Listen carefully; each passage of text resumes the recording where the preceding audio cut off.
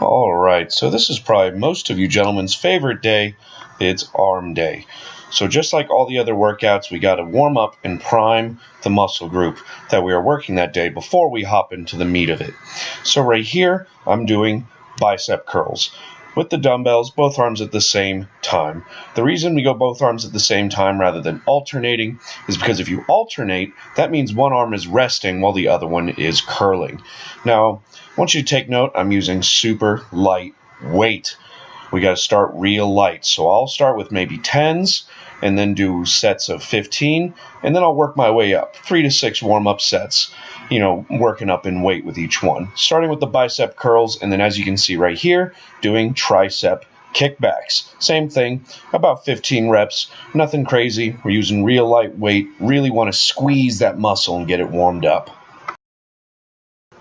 Now let's take a look at this one more time just so we can take a look at the form. Now, like I was saying before, we're trying to prime the muscle group. What that means is we're trying to neurologically engage our desired muscle fibers and just those ones. So with these curls, notice my elbows are pinched to my sides and my upper arm is not moving anywhere. The only thing that's hinging is my elbows, and my palms are facing the mirror, so we're forcing tension on the biceps. Same principles apply with the tricep kickbacks.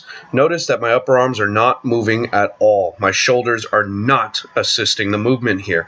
I am merely squeezing with just my triceps. That is the whole point of doing this exercise, is we're trying to isolate the triceps, not to mention neurologically squeeze the muscle and really force some blood in there.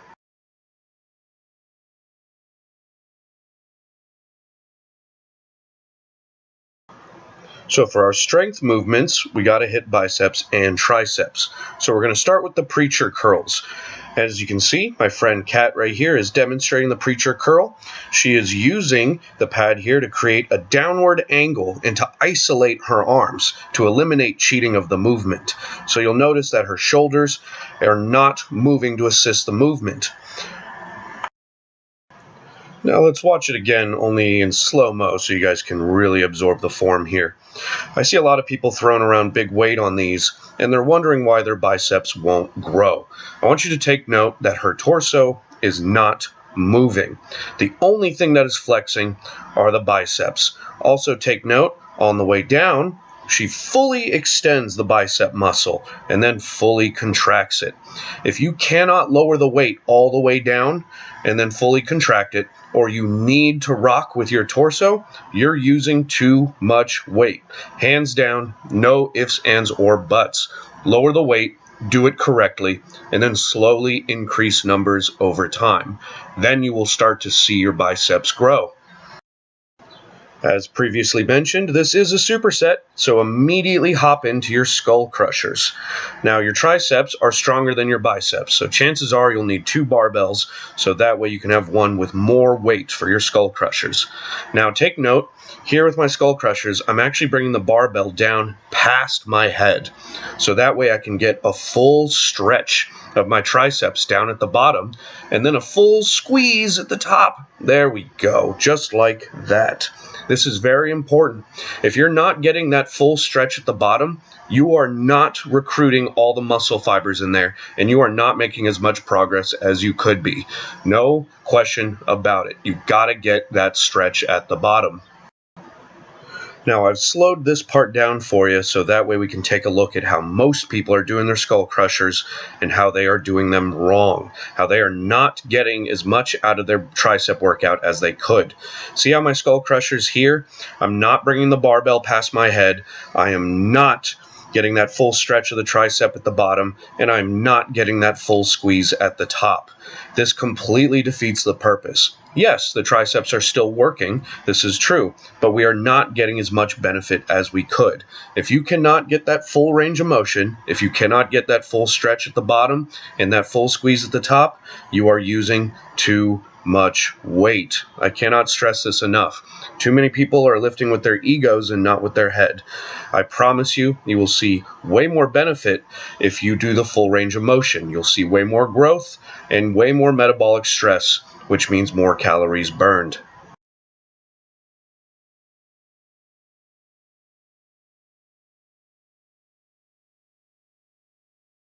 So, as is with everything on our arm day, we are going to be starting with biceps and then finishing with triceps. And as is with every one of our giant sets, we're going to be finishing with abs. So right here, we're starting with alternating dumbbell curls. Notice that the dumbbells are starting at a hammer position, relaxed at my sides, and then I am pulling them up, rotating the wrist, and basically trying to bring my pinky to the ceiling. Notice the rotation of the wrist. This is going to get that extra squeeze on the bicep. A lot of people forget one of the functions of the bicep is actually to rotate your wrist. And since we're alternating, it makes it a little bit easier to focus on one arm at a time. So you'll be using more weight than you would be on your warm-up. So that way you can generate more tension. Now remember, every muscle group in your body has fast twitch fibers and slow twitch fibers. So we do want to give opportunities to do a little bit more weight. And here, just like with the warm-up, really see that concentration. Really want to see a full extension of the bicep and a full contraction, a real good squeeze at the top, and then a controlled release, because there is tension there on the negative as well. Then we can immediately hop into doing triceps using dumbbells with a hammer press. Now, you should already know your triceps are stronger than your biceps, so you're probably going to be using weights a little bit heavier than you would be for the alternating curl. Now, as there is with all of our tricep exercises, notice that I'm keeping my upper arm straight. It's perfectly perpendicular to the ground here, and I'm bringing the dumbbells down right down to being next to my ears, and then extending them up to squeeze my triceps at the top. Remember, we want to get that full stretch at the bottom and then a full squeeze at the top to really recruit all the fibers. Let's watch it again so we can really take in the form here. Now, I want you to take note of also that nothing else on my body is moving. I see a lot of people who rock their torso back and forth or who rock their shoulders back and forth while doing this movement. Remember, just like with all of our other movements, if any other part of your body is moving aside from the desired muscle group, then they are cheating the movement. They are taking tension away from the desired muscle group. If you need to rock back and forth or if you need to use your shoulders, you're using too much weight. So lower the weight, make sure you can do these with a full eccentric and full concentric for every set. Then we finish off with an ab exercise. I like doing this one right here, basically modified crunches that we do on a bench, because it's really easy to just hop right in and start doing them if you're working out on a bench. So that just makes more sense to me, and have to bang out at least more than 20 with each one. I know for me personally, I try to go for 50 with each set, but whatever you're most comfortable with.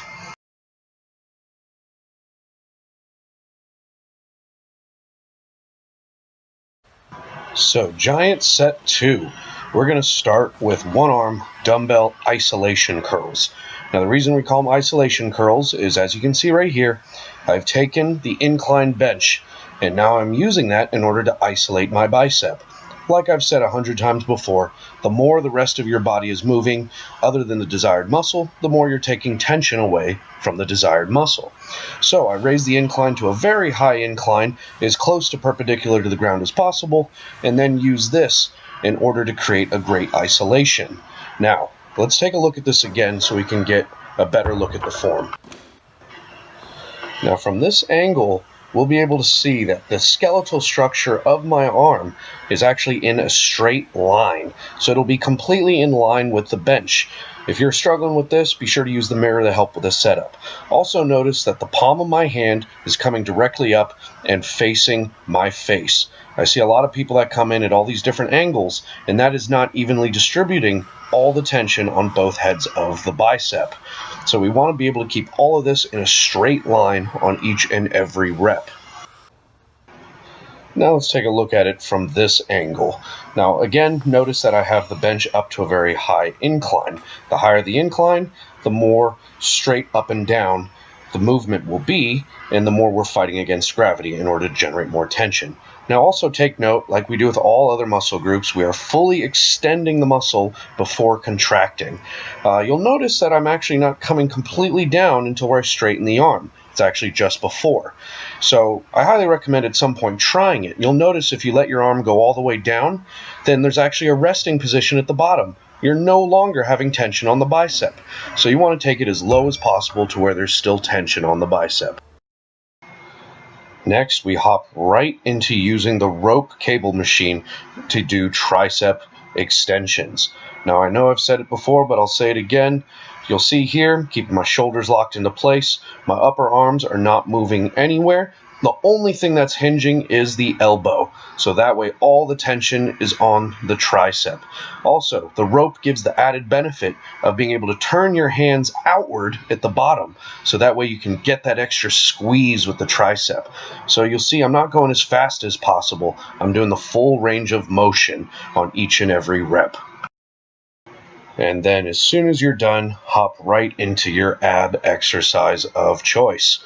As soon as you finish the abs, rest for about 1 minute to 1.5 minutes, and then hop right back into the giant set again to rinse and repeat for a total of 4 giant sets.